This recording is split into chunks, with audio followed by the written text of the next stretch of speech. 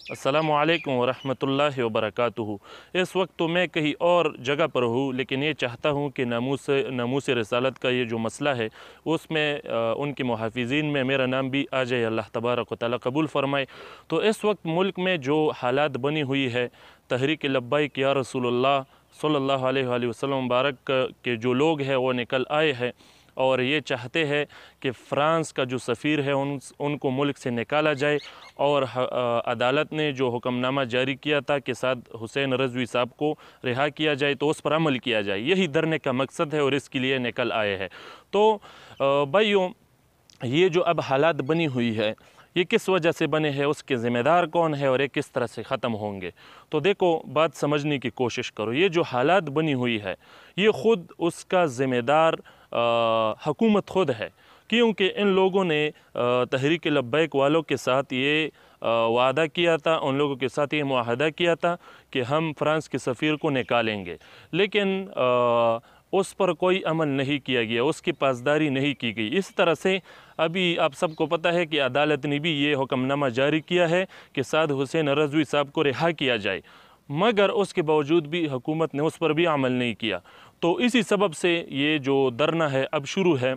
तो उनके ख़त्म इस धरने को ख़त्म करने के लिए सिर्फ ये दो ही बातें हैं। अगर उस पर अमल किया जाए और फ़्रांस के सफ़ीर को निकाला जाए और इसी तरह से साद हुसैन रज़वी साहब हाफ़िज़हुल्लाह को रिहा किया जाए, तब यह धरना ख़ुद ही ख़त्म होगा। आखिर हुकूमत को मसला ही क्या है? ये जो हालात बनी हुई है उसके ज़िम्मेदार हुकूमत 100 में 1000% ख़ुद है।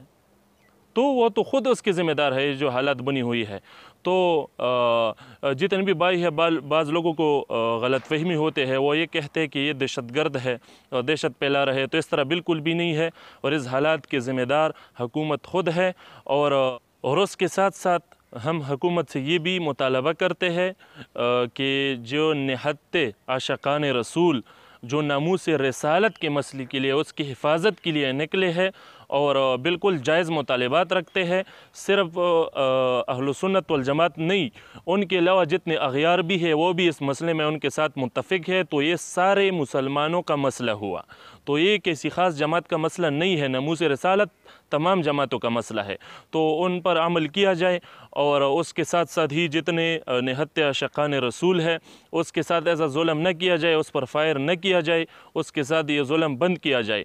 तो इन धरने की मैं तो क्या, जितने भी मुसलमान हैं सब के सब उसकी तायीद करते हैं और उसके साथ खड़े हैं।